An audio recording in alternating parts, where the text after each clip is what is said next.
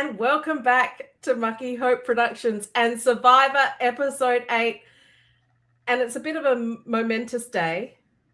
It's an important Why? day for Coach Drew. Why? It's our first podcast since the episode where all your dreams came true. I mean, yeah, I feel like Sari did a really good job in this episode, but I don't think my dreams came true here, right? Did anything else happen during the episode? Who else? What else happened? I feel there like were some haikus. Yep. We finally got the idol clue being found at Tribal. Great on Devins there. Great moment for Devins. We get Exile Island with Sari finally, like she has her moment. We get the tether twist from Survivor South Africa that I really enjoyed that when I watched Survivor South Africa, but outside of that, nothing crazy happened, right? Well, we've got Danica here. She says, this is going to be Drew's best recap ever. The moment he's been waiting for forever. He can now spend the summer doing his thing. Yes. Coach going home is non-ironically one of the greatest things that's happened in my entire life. And I'm almost 35. I'm almost 35. And I've had a lot of great shit happen in my life. But this will probably always top it. And I said, we sat here and we talked about it last week. I'm like, I just have a feeling that this week was going to be the week that he goes home. And I know we talked about who he could be tethered next to if that was real. And I think it was the perfect person outside of Stephanie or Jonathan.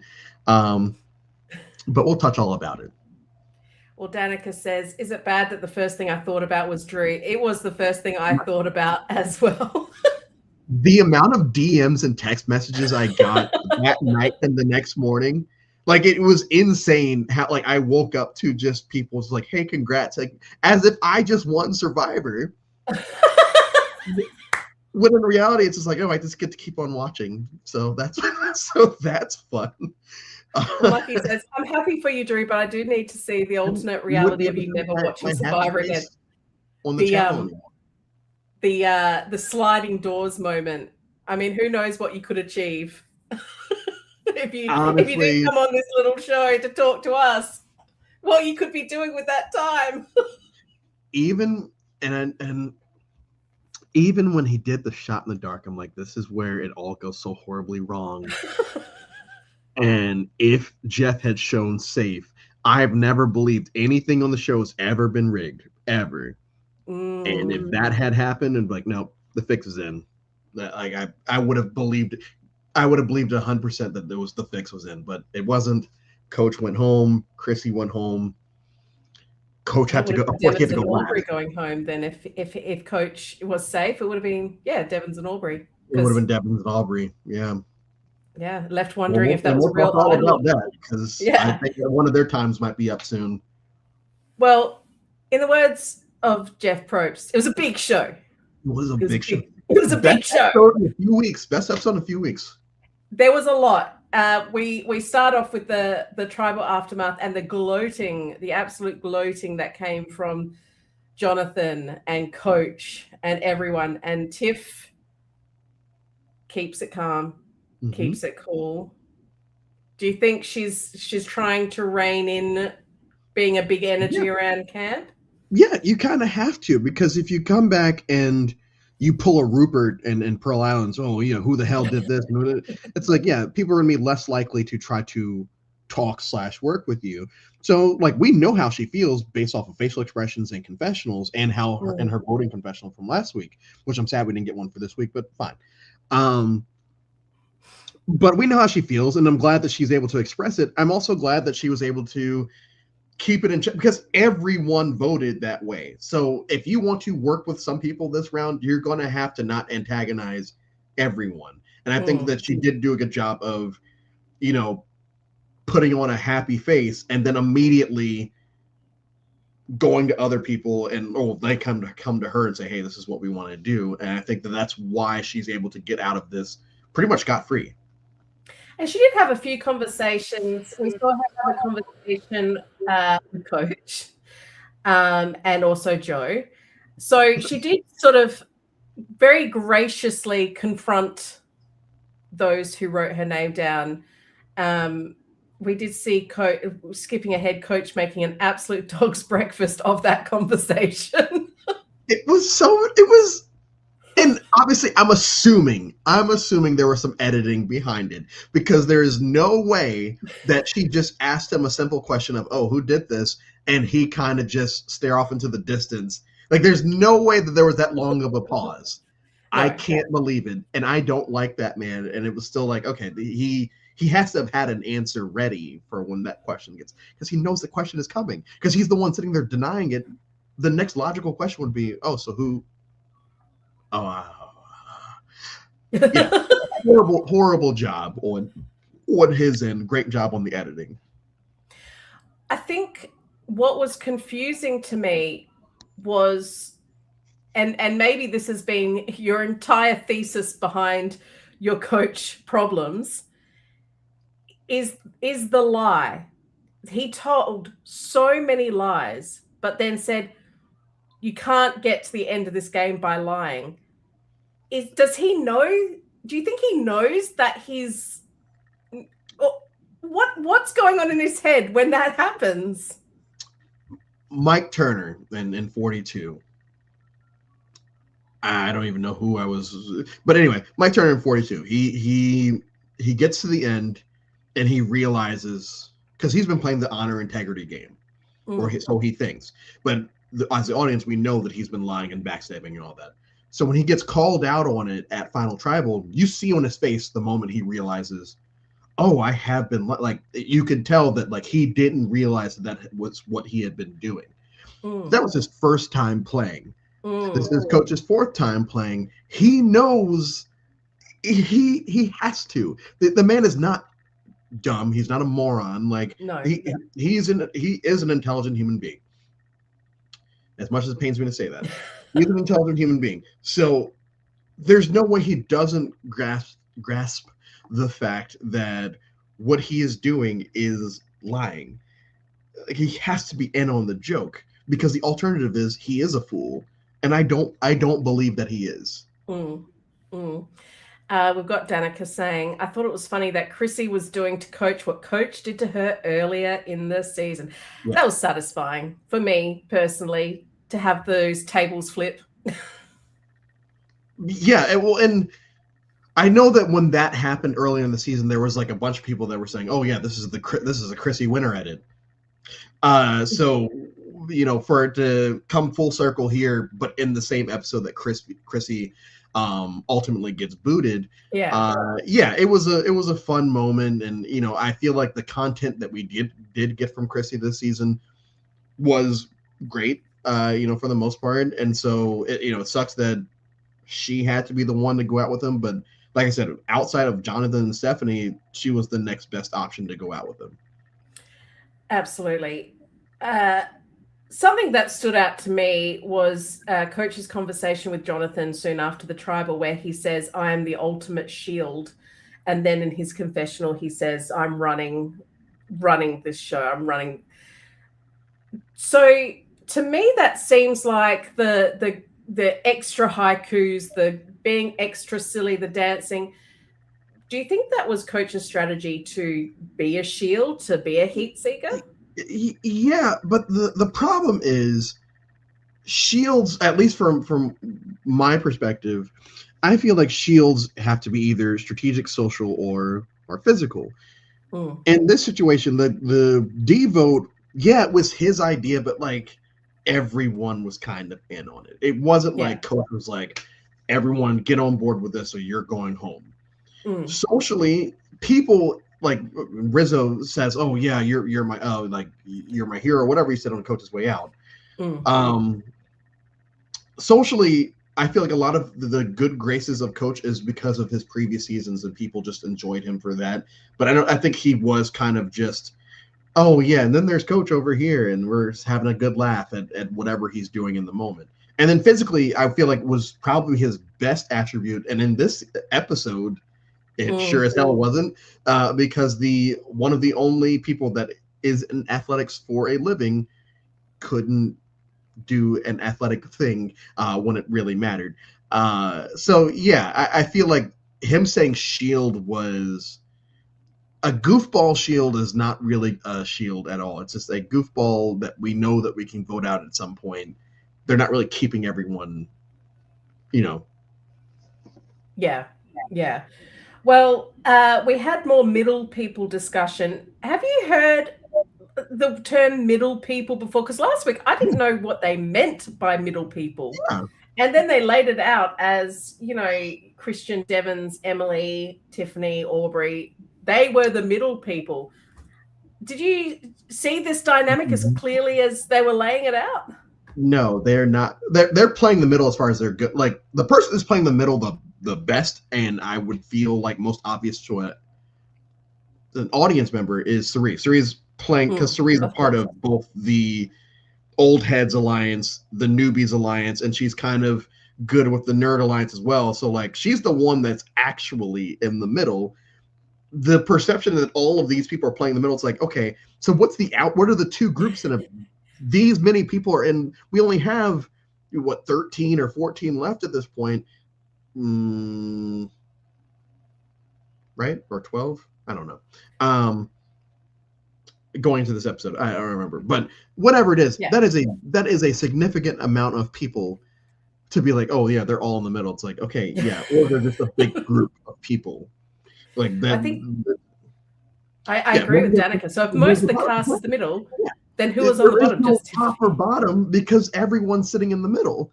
That's a silly concept when you put everyone there. Like if it was just Christian and like Emily, yeah, sure. But it's not that. And playing the middle, so that you said you had never heard of that concept. It is more of a Big Brother thing. Yeah, right.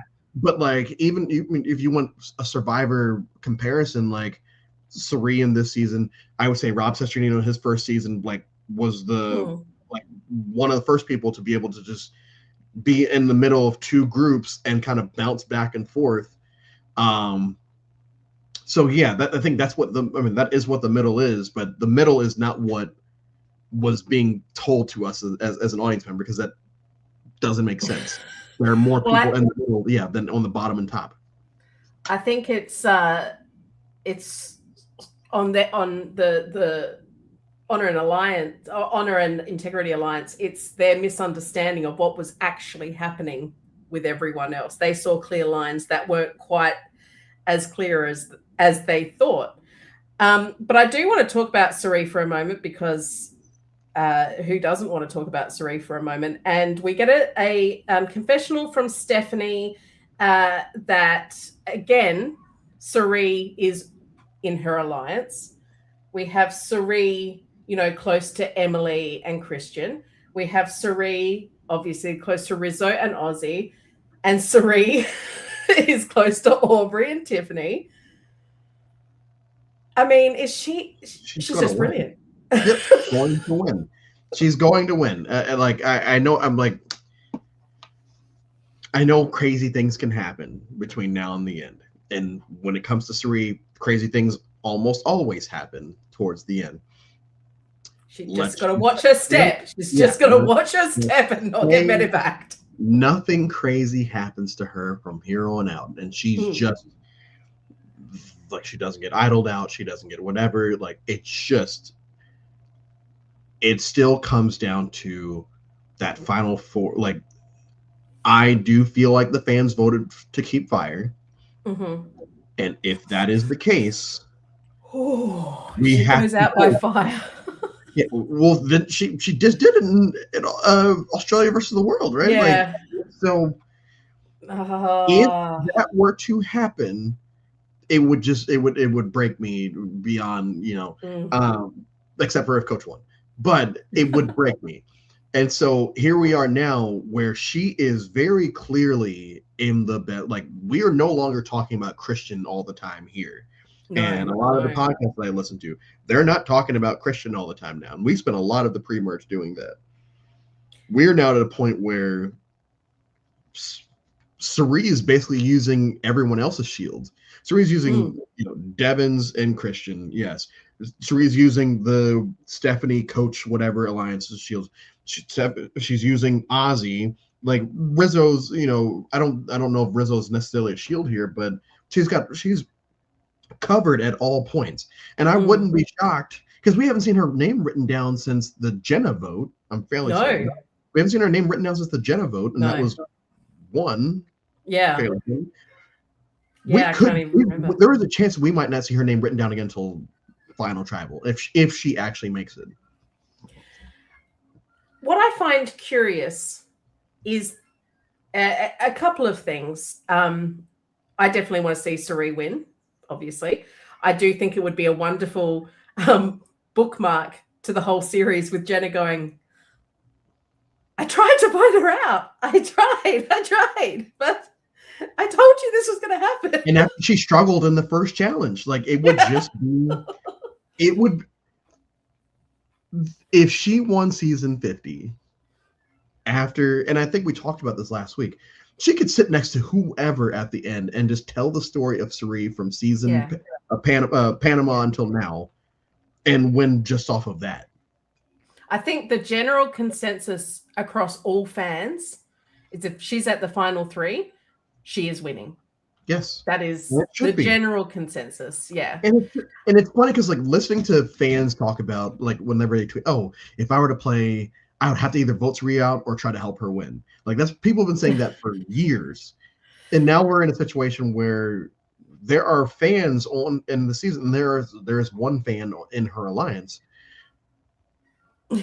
And as much as I enjoy Rizzo, it would be crazy if he just decided, I need to go to the end of Cirie. Because I know that he's a super fan. I know that he understands what this is. There's no way that any of these people beat her because of the story. We talked about this last week. My curiosity behind Rizzo and whether he would know he is not winning against Cirie because he's Rizzo and he knows everything socially. Do you think that he would also be satisfied being a Cirie winning finalist? Because I feel like Ozzy potentially would. You think Ozzy would be fine losing to Cirie at the end? I feel, based on his deference this episode, his, I was going to do that. Thank goodness Cirie, I mean, we'll talk about that later, her descending on the island from the waters and everyone going, oh, she's back. Oh, yeah. Ozzy, we're not doing this. We're doing this. And it's like, okay. And I definitely got the impression that Ozzy is there to he would be comfortable being a finalist. He is there to get to the final. I don't get the impression he thinks he can win. So I don't agree with that. I do think that he thinks he can win. I do, especially because he has been to the end before and lost by what I think 1 vote. I think he lost by 1 vote. Having said that, if he goes to the end again and he loses again, I think the only tolerable person for him would be her. And whatever tolerable that's similar with Rizzo. That would be 2 times in your life that you were however many votes away from winning $1 million. Thankfully, he has an OnlyFans. He'll probably be all right. He'll be fine. He'll be all right. But he'll be on White Lotus. Yeah, exactly. But so that is an interesting thing. But I don't think he is complacent in just getting to the end. I think that he does. Hey, just vamp for a second. I do think that he is trying to set himself up to win, and I do think that with Coach going, even though Coach struggled in the physical challenge this episode, that's somewhat that like right now I feel like his biggest challenge threats are probably Stephanie and Jonathan. Yeah. No, So, I did. Yeah. I agree. Then Rizzo. We talked about this last week, and again, Rizzo is, proving himself to be a super fan. Do you think he would be satisfied just being a finalist on a Cirie winning season? I think Rizzo is playing. I mean, he's playing with house money. He just finished playing a couple days ago, basically. If he were to go fourth place and then second or third place, yes, it would still sting because, hey, I came close to winning twice, potentially winning twice, and either fire or I went against the best player to never win. So I think that it would be more of a, okay, once again, like with Ozzy, it sucks, but I lost to this legend, and as a super fan that that Rizzo is, I do feel like he would see the irony of that, the whatever of that. And thankfully, because we know that the reunion is going to be live, and that means the final vote is probably going to be live, he's going to have had months to kind of get over that by the time we get there, because I don't believe that I don't believe that anyone there doesn't know who wins by the time we get to LA in a couple weeks. So I think that by that time he will be very ecstatic for it. I think it might be a Colby in Australian Outback type moment where he's more excited visually than Cirie is. Yeah. But I mean, I guess we'll see, because who's to say that either one of them sit next to her? Who's to say that she sits there? That's true. Danica says, I think Rizzo, Ozzy, and Cirie are going to stick together until 5, and then they'll start to turn on each other. And she also says, Jeff likes Rizzo. He'll be back, and he's young, so he'll be around for a while. Yeah. And that's another question I have, and we will get back to Cirie because I'm curious about another aspect, but Rizzo playing again. We saw this with Russell Hantz, his time on Heroes versus Villains. No one knew him, to the fact that JT sent him an idol because he thought that he was just being walked over. Huh. Do you think Rizzo gets as far if he comes back ever again? Yeah, because he's not doing anything over the top. He's not holding people hostage with an idol this time. True. Like he did his first time. This time he is just more people are either trying to use him or he's just in this alliance with Cirie and Ozzy. I think his gameplay is almost perfect to play a third time and not get voted out first. It's very similar to, I mean, I know this person went home fairly early, but Malcolm. So Malcolm goes home in 4th place, I think, in Philippines. He goes home mid-merge in Caramoan, and he comes back in Game Changers. And I think that if JT hadn't done what he had done, Malcolm probably makes it a little farther in that game as well, because nothing about Malcolm's game screams he has to go now because of the whatever. It's very similar to Cirie. Yeah. Nothing about Cirie's game is optically dangerous until you realize, hey, the social game is the most important part of the game, and we've just been kind of being misted by this woman somehow. And now we're sitting here, and I'm going to have to rely on an idol or her going out by default or her losing at fire, or it's like they're at a certain point. I think Rizzo falls to in that category than he does to a Russell Hantz type thing, because by the time Russell came back the third time, it's like people are actively throwing challenges to vote him out because they don't want the mess. I don't feel like Rizzo is a mess. Rizzo's actually fairly loyal. Yeah.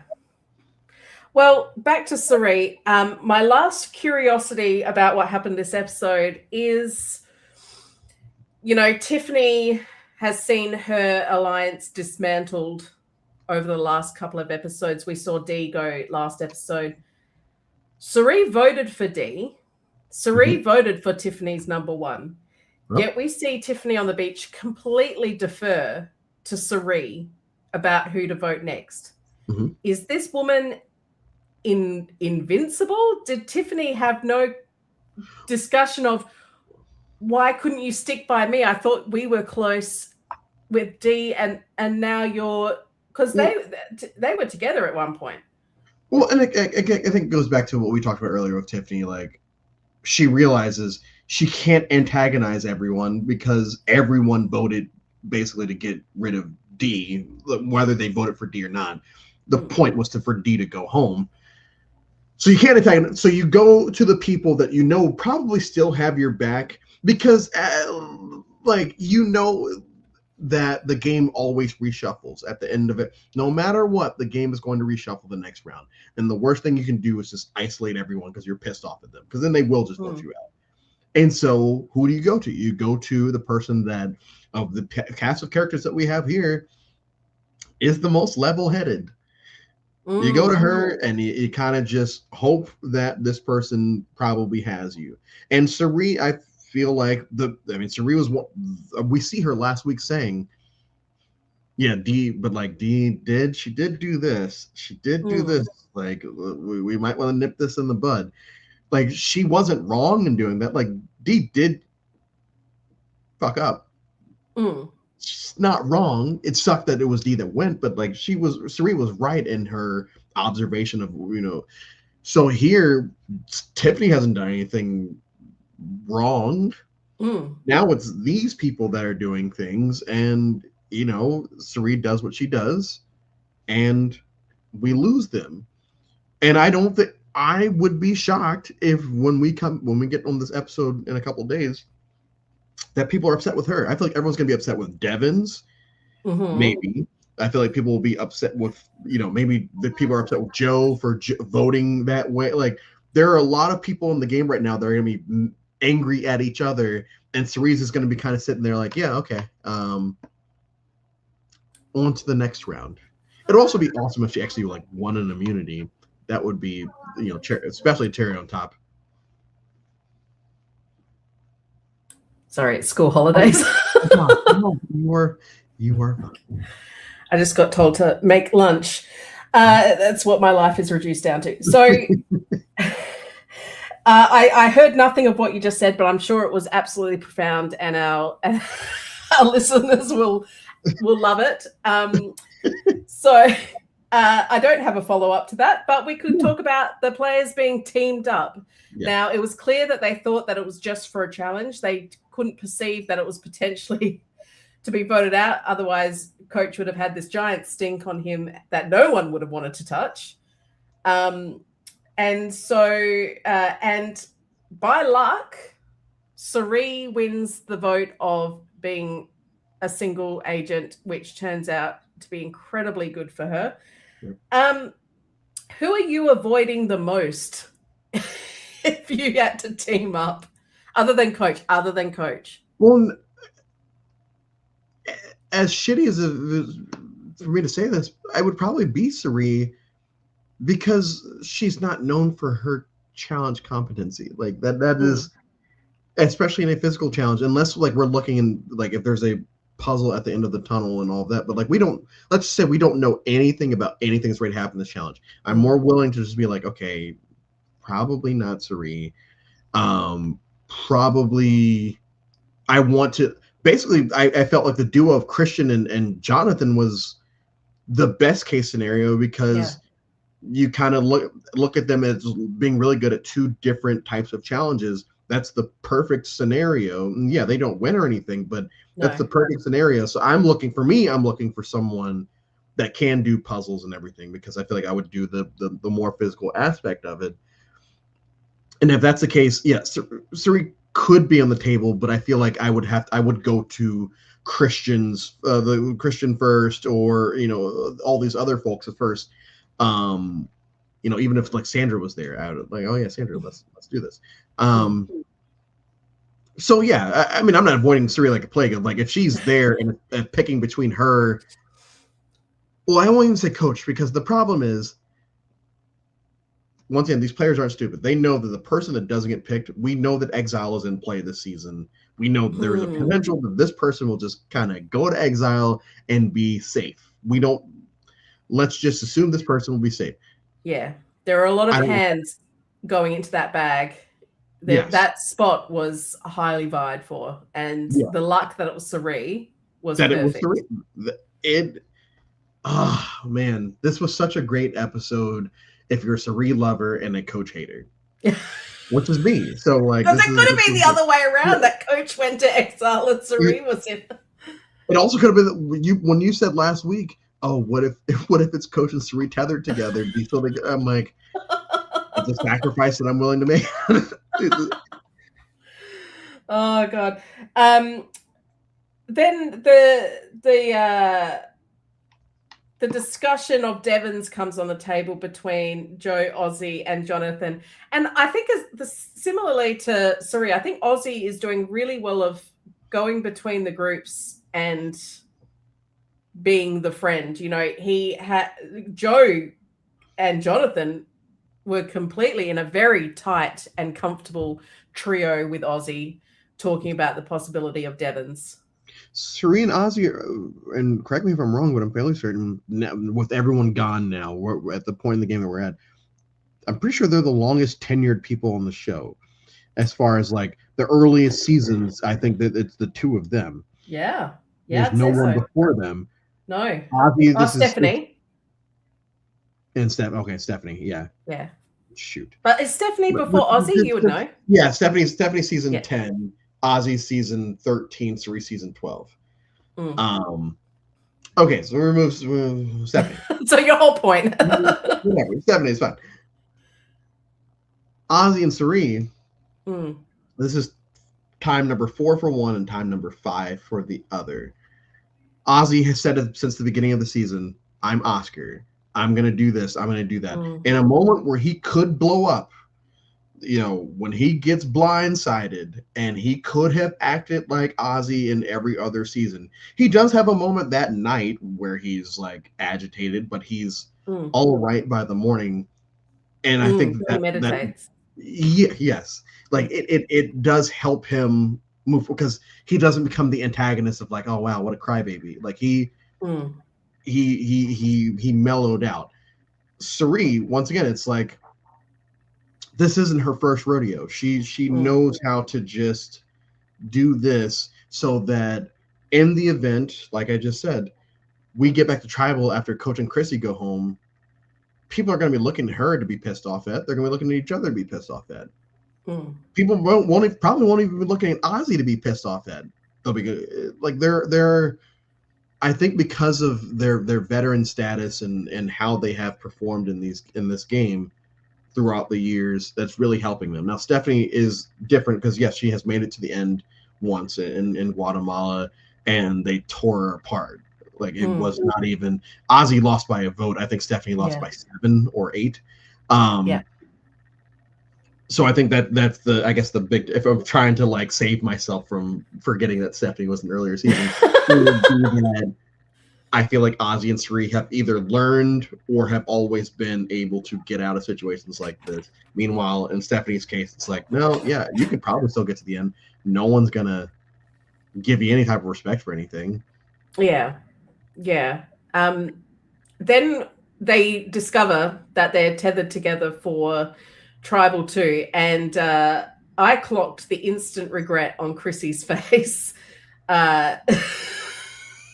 She just dropped, and you can see she's looking reasonably confident into going into a physical challenge with Coach, but not confident in going into a tribal attached to him. And you brought up earlier about shields. Coach is probably a shield for Chrissy. Coach is probably a shield for Chrissy because Coach probably goes home before Chrissy in every type of situation. So that does add credence to what you were saying earlier about, sure. So yeah, her looking at that and realizing, oh man, if we don't win this, I could be in big trouble. And what's so great about this twist is, at least to me, if let's say Cirie does get picked and she gets tethered to Christian, and they get voted out, then all of a sudden, this is one of the worst twists that's ever happened in the history of the show. But it doesn't happen like that. Yeah. It happens in a way that, I said this last week, it seems like a lot of fans are starting to turn on Coach for a good reason.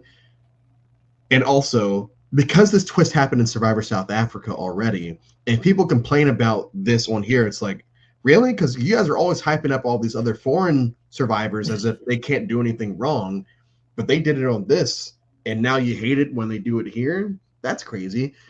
So I think this was like, all biases aside, I think this is the perfect duo to get voted out, because I feel like the least amount of people would be annoyed by it, except for the Coach super fans, which, whatever, you're never gonna. I mean, I personally don't. To me, this is a little bit like losing a vote. You're kind of strong-armed at Tribal, and so I personally don't like this twist. I'm quite happy with how it turned out, but I would happily not see this twist again, personally. But, you know, I'm not going to rant and rave on the internet. No offense to those that do. I wouldn't mind seeing it again in a non-returnee season. Just to, like, because once again, now you're really having to show your cards a little bit. You have to show your cards. And at that point, if they do it again, let's say they do it, they won't do it in 50. Let's say they don't do it in 51. Let's say they do it in 53, because they'll have been able to see season 50.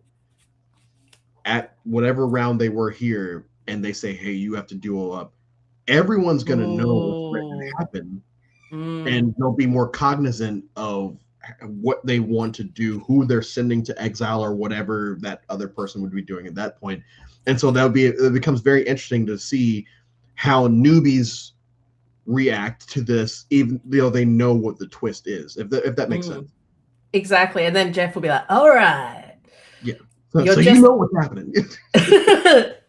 And then he will change and go, you're just together for the challenge, not for the Tribal. And we tricked you. Cirie cheerfully removes herself. She's stoked. She basically does that little jump kick as she's walking off the island. And we see Joe and Tiff win. They really come from behind. They did really well. Say what you like about Joe, but he's awesome in challenges. And he's got good game face. Such a nice guy. It just sucks. He does seem like lovely. It just sucks that his rationale in the game is so warped. Yeah. Because he does, like, Joe seems like such a nice guy, and I think I've said this probably a month ago at this point. He's the type of person that if he was my dad, I would never want to disappoint him. Yes. I do enjoy him swinging on that hammock and the faces he pulls when people are talking to him. Like, yes, I do enjoy that. And there was that wonderful time shot last episode where Coach was, I don't know, saying a haiku at him, and he's just like, just swinging in that hammock. So what was your favorite part of the challenge? What was the bestest bit? Watching Coach flop in the first part. No, honestly, watching Tiffany win. Because it's once again, it's just one of those moments in Survivor where you can't script this. Like, it's Abby Maria winning in Philippines when, like, she knows she's going home and everyone hates her and all this, and then she wins. It's like, oh, now you guys have to figure this out. With Tiffany, it's like, I don't think necessarily she would have gone home here, because I think that Coach's alliance would have tried to keep Joe safe. Yeah. But it was great based off of everything that had happened the last 2 episodes, with her losing Camilla and then her losing Dee. And for her to be triumphant in this challenge and being like, yep, you guys have to figure something else out because I ain't going home. And her relationship with Joe going into the sanctuary afterwards, which I thought was great as well. That was probably my favorite moment of the entire thing. Well, now they've got a partnership, an alliance. I'll never write your name down. Do you hold much stock in these? I don't want to be filthy, but post-coital sort of like eating You know, they've just had a big meal. They've just had tiramisu. And they're like, I love you so much. Let's never part. Oh, okay. I You was see like, it happen time and where's time the again. post-coital thing come I from? know, But okay. probably the wrong term to But, use. but But these sort of happy chatties where they're in the honeymoon phase. honeymoon In phase. relationship talk, yeah, they're in the honeymoon phase. So you're asking what my opinion of it is? Yeah, I mean, historically, has there been much to these sort of one-on-one, especially one-on-one where you and me to the end because we've had a big bowl of ice cream? Sure. Like it could happen. We're in lack of a better phrase, we are trauma bonding because we did just, especially in a challenge like this, where like our lives are on the line together. Like we cannot screw each other. And if you pull it off and you end up being immune in a round where two people are going home, and really it could be because everyone hates one person. You don't even have to be the person everyone hates. I feel like that does. And look at the two that it is. It's Joe, who we know is incapable of lying. Like anything that Joe, if I'm tethered to Joe and Joe's telling me this, it's like, okay, yeah, I probably believe this. Yeah, that's true. I have no reason to believe that Joe is lying to me right now. And then on Tiffany's end, it's like, yeah, she could be bullshitting Joe, and I don't blame her if she does. But they've got the new era thing going on. They've got now have the Joe voted the same way she did. Like there could be legs with that moving forward. So I feel like that was a half-assed way of answering. Well, let's move on to Exile Island and our Cirie montage, which was a joy always to watch. Finding the Phoenix on the coconut and her struggling, but being like, okay, and then being strong. And I mean, it was just a wonderful montage. But honestly, they get really close to that coconut with that camera. Would she not then sort of go, they're hanging around this area? Do you think maybe they hang around different areas to throw her off the set? Yeah, I feel like they probably zoom in on a lot of coconuts just to like. I'd be trying each one. That was the Instagram trend for the last week was people acting out that scene, but like, yeah, Cirie, it couldn't be this coconut that we're like. But I do feel like they probably do a good job at looking at a lot, and they just, for the purpose of the audience, they put that in the edit of here it is. And the editor gets all this coconut footage going, oh, I know what you were doing with this. Did you think, to ask you a question, did you think that there was any chance that she wasn't going to find it? No, look. It was also like she was turning them over. Good on her, and she didn't. And I was watching it, and I was thinking, just go for a wander first. Go for a recce. Go for a sort of lay of the land. See what's going on, because she'd probably find it just by having a wander, because it was right up and it's golden. It would have caught the sunlight. So I think I was looking at that going, she's probably okay. She's a smart woman. She's, she's not going to get too down on herself. All she's got to do is just have a wander around. So I kind of was saying to her through my television, just go for a lap. Go for a lap. Get a lay of the land, and you'll probably just see it. And she did. And she did. So I didn't think that this was, look, I'd hate to think they put a challenge there that she, like, there's a lot of coconuts to put out, and I don't know how much time they had to know who was going there. They wouldn't go easy on Cirie, would they? They went easy on Stephanie. They did go easy. Cirie could have done that as well. Probably, but Stephanie, one of the biggest challenge threats in the entire game. You give her what they gave her. It's like, yeah, of course she's going to win this. That's crazy that what? That's insane. And Rizzo would be able to do this. Well, she comes back, she descends on the beach. Everyone's been in chaos mode, which we'll get to as well. And she comes back like a golden god. And no one is concerned that maybe she says, oh, I get to come back. I've got my vote. And no one seems to discuss, and maybe they didn't have time. Do you think she also has something else?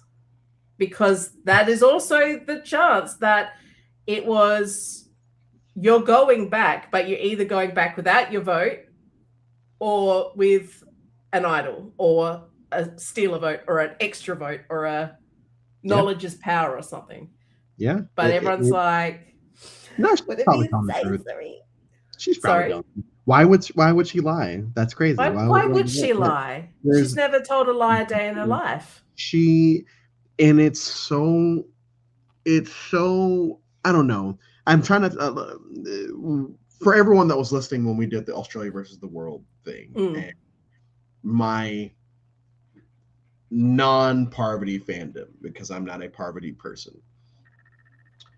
And I'd always go back to, oh yeah, in Micronesia, everyone's like, oh, she's one of the greatest winners of all time. It's like, if you look back on it, she was fine during that season, but it was mostly her alliance around her and Cirie, who was in the alliance, pulling off a lot of these moves that Parvati gets credit for.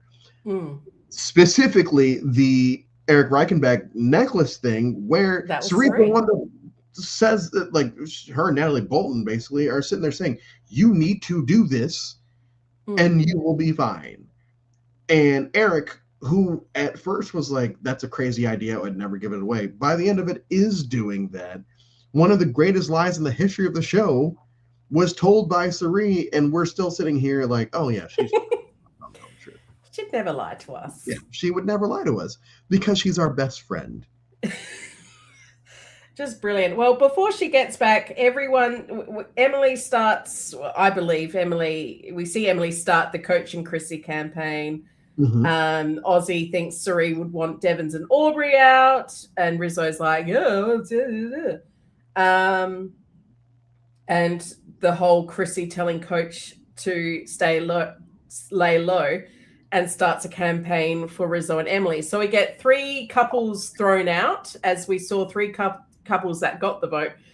Obviously, the Coach and Chrissy, the Rizzo and Emily from Chrissy, that ultimately pisses off Cirie enough to swap the sort of Devons of it all over to Coach and Chrissy.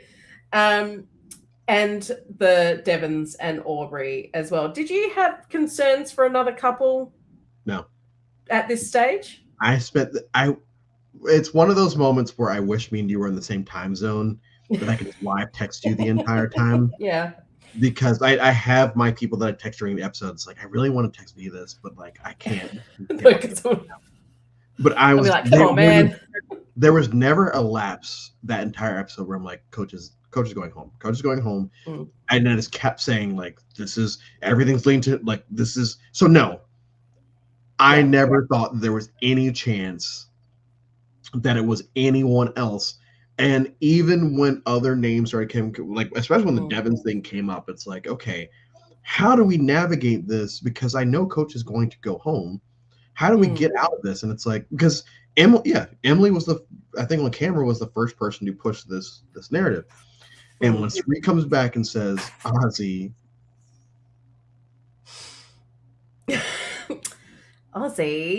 I leave for 5 minutes. And it's like, okay, yeah, Coach is going home.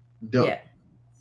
And even when he played the shot in the dark, it's like, okay, so he knows this is going to happen. And unless some fuckery happens, like him being safe, we will be fine. We as a collective human race will be fine. Or I guess in depth books, the non-fans will be fine and Coach will go home. Well, let's get to Tribal. I was shocked to get a War Dog quote. Yeah. That was in the year of our Lord 2026. We got a War Dog reference. I mean, also, it wasn't until this episode that I just kind of remembered, I forgot that Aubrey and Devons played together before, even though Oh, I know yeah. they were both on edge of extinction. It didn't register until this episode. Oh yeah, and also they Yeah. were on the same season. Yeah. It just went over my head. But yeah, when the War Dog reference happened, it's like, yeah.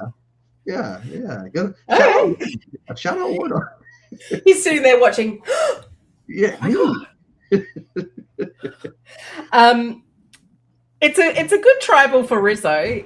He has an absolutely wonderful time because we get the payoff of the clue to the hidden idol. Now, it works pretty well. It wasn't necessary to change the trajectory of what was going to happen, it turns out. From the commentaries I've heard, it looks like Stephanie was swayed, changed her vote, which was interesting because she was one of the people that said, I'm like, I don't believe it. I'm dubious. I need to see it. But she did change her vote, made her squirrely enough to change her vote. Joe, well, I don't know if you've heard the account that he tried to get by just putting Chrissy's name down, and production made him go back and wrote. That's why it's written really little down the bottom. So apparently, yeah, he tried to, because he said he would never write Coach's name down. Yeah. He was forced to go back and change it. So it made him squirrely enough to change it. But do you think this was the right moment for Devons to pull it out, or could he have maybe hindsight? I mean, with hindsight, no. Yeah. In the moment, yeah. In the moment, because you know that your name is out there, you know that it could have traction. You might as well just do it now and just kind of live with the fact that now you have a target on your back. Now, he kind of does, I know we talked about last week with the Aubrey thing of like, why is everyone so upset about Aubrey and do it? It's like, now I feel like Devons has got caught in a big lie because, oh, you're not going to play it. Oh, it says that I have to wait until we leave a tribal first before we do this. It's like, okay. All right, fine. So and now also, if he was meant to sneak it out, he certainly didn't. He made a big deal about it. So if it was that it was designed to be a little bit more clandestine than he did, then what does that make it obsolete? Like, so now I feel like Devons is probably in an Aubrey type spot where people are going to be looking at him like, hey, why didn't you play it? Then that's weird, right? That's weird. Is it fake? It kind of feels like it's fake. It kind of feels like this is a plot. I mean, yes, we have the benefit of everything, but I wouldn't be shocked if this because he made such a show of it to not play it and then use the excuse of it says we have to leave first. It's interesting as well, Christian removing himself or distancing himself from that entire situation as well. Just do you think that was potentially him thinking it was a bad move and wanting to lay low, or just part of the theater of the piece? Part of the ruse. I mean, same thing when he planted it there. It was part of the ruse. Or when they planted it there, it was part of the ruse. Yeah, Christian has shown himself to be a decent actor in this season. It is apparent that him and Devons are tight. I don't think that Christian is doing anything other than trying to keep the bit going. It's like, oh my gosh, no way. I can't believe it. So yeah, I don't think he's trying to. I think it's more of a, hey, I got to play my role if this is going to happen, if this is going to work. Yeah. Mucky's chiming in. Devon's bringing a Survivor South Africa moment to life is amazing. Adam tried in Winners at War and failed. Yeah. I think I've said, I said at the time, or I've said in podcasts, they should have just let him have it. They should have just let Adam have it and say, yes, this is an idol, because that was so fun. And it's become such an iconic moment. Like Yeah. it's one of the Can I most play that? all time. Yeah, it's been. Can I play? Yeah, I want to play that. This thing that you can't move. It's one of the most recent iconic Survivor moments, and it's for something that doesn't work. It's not a thing that works. And I think that when we look back on it, I don't necessarily think that this Devon's moment. I think what'll probably be more iconic is them planting it. Yes. And the planting moment will be the one that we kind of look back on. It's like that was a fun moment because of the whole Christian falling and everyone going to his aid. And I think that's what people are going to kind of look back on. And Ozzy going, yeah, sometimes when I get up in the morning, I'm really lightheaded too. Yeah. You get that? Mucky, of course, who is an Australia Survivor tragic. Why is Survivor US using a South Africa twist and none of the Australian ones? Like I said, when I first watched Survivor South Africa, the Chappie season. I don't even know what number it was. I liked that twist. I loved that twist. I thought it was so different to anything I'd ever seen on any other version of Survivor.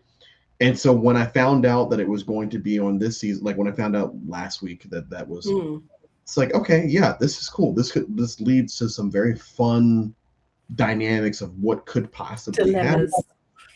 And the perfect situation happened. But, and I keep going back to this, when you said what happens if Cirie and Coach are tethered together, it's like, that's really gonna suck. But yeah. Can you imagine if that was the miraculous and wild way that Cirie left this season was because she was handcuffed to Coach? If we were to rank ways Cirie has been taken out of games, that still wouldn't be number one. It would be probably number two. It would still be advantage getting one, tethered out by getting voted out next to Coach two. I agree. Almost as curious as to why was Jonathan in a bathrobe?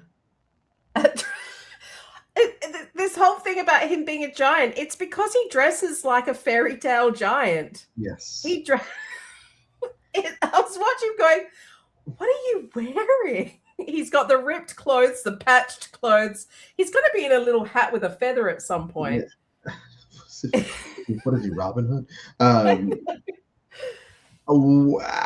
I won't go down that road while we're live. We've got the voting, and I liked that Summer indicating who they really want out of the pair, just trying to cover their bases. For example, Chrissy put the asterisk next to Rizzo. Joe tried to not write Coach, just wanted to write Chrissy. It's just as just say, oh, I have to go back to camp maybe potentially, but I didn't really mean you. Like, yeah, even then, everyone understands why we're out here. Everyone understands why we're out here.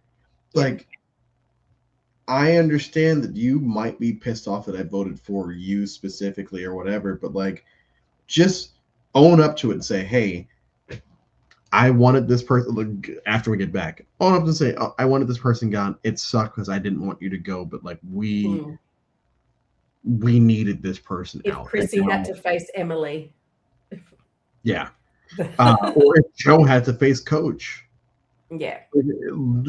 I don't think that Coach would have taken Joe out of the Four Horsemen in that spot. But I think Joe was trying to like save his ass in the event that Coach does say it's like, hey, I still want to be a part of your super secret Four Horsemen club. Please don't banish me and add Christian as the number 4 now or whatever. Yeah, just say it with your chest. Yes, I'm voting these people, and the end. We had Rizzo saying with his chest multiple times, "I love you, Coach. I love you so much. You're my hero." And Do you and think? Emily rolled her eyes, and it was perfect. Do you think Coach eats that up? Yes. I believe he would. He Yes. would go, oh yeah, I'd still vote for Rizzo to win because he's a Of good course he kid. does. Yeah. Of course he does. Which is another like part of Rizzo's social game is he knows Coach is going. He manages that relationship as he's walking out the door to Coach the is still jury. not gonna, if it's Rizzo and Suri and whoever else, Coach is not going to vote for Rizzo. Coach is going to vote for Suri. That's true. Coach is not That's going to vote true. for someone post-COVID because of this bullshit narrative that it's easier or whatever. He's not going to vote for Rizzo to win. He's going to vote for Suri. I still think he likes Rizzo, but yeah, that ain't happening. But he'd vote for Rizzo over, say, a Christian or an Emily or a Tiffany or an Aubrey or a. I mean, he'd vote over Tiffany. I'm not implying anything. But yeah. I think it was a very fun moment that Rizzo said what he said on his way out, Coach on his way out. I did roll my eyes too. So when the edit came out of Emily rolling her eyes when Rizzo said, it's like, yeah, Emily, I'm with you there. But I still don't dislike Rizzo because yes, like you said, he's doing what he has to do, and saying what he has. He came off as a Coach super fan for all of the merge so far. That hey, maybe Coach try to invite me to the Four Horsemen. Maybe he'll try to, he'll try to help. Got to keep it going. Yeah. I think we've come to the end. Anything else you'd like to say? Good episode. Crazy that this was our longest episode of the season. I know. A lot happened. Oh, and it was the best episode since before the Zach Brown episode. Yeah. So it's been about 3 to 4 weeks since we've had something that's like this is removing all biases, like the Coach thing aside. Yeah. I thought this was just a very solid, really good episode of Survivor. It was a relief to see the payoff as well from hiding the idol. That was probably, this has been my favorite since the idol hiding moment. And then to see it pay off was freaking awesome. So, hey, everyone, subscribe for Cheeky Naughty Times. Make sure you hit that button or whatever the Gen Z says. Also, follow our Instagram where we talk more on there and we let you know when stuff's happening. Of course, Drew now will be definitely doing his 50 and 50 because the Survivor embargo will not be happening. He will be continuing to watch Survivor because probably Coach will never, ever play again. Hopefully. And we've already got some very fun guests lined up for it. I'm trying to get a few more as we start May 10th. So the next 3 weeks go about. I'm trying to get some more folks kind of lined up for it. But it's going to be a really good time. And I'm really excited to finally be. And ironically, the day of the season 50 finale is the day that I'm doing Guatemala. God. So it'll be the season right before Panama. So it'd be very fun if Suri wins on May 20th in the US. And then the next day I talk about her first season. Well, there we go. Stay tuned for that. Thank you so much, Coach Drew, for staying sober enough to be able to get through this with all your celebrating. And we'll see you all next week. All right. Bye.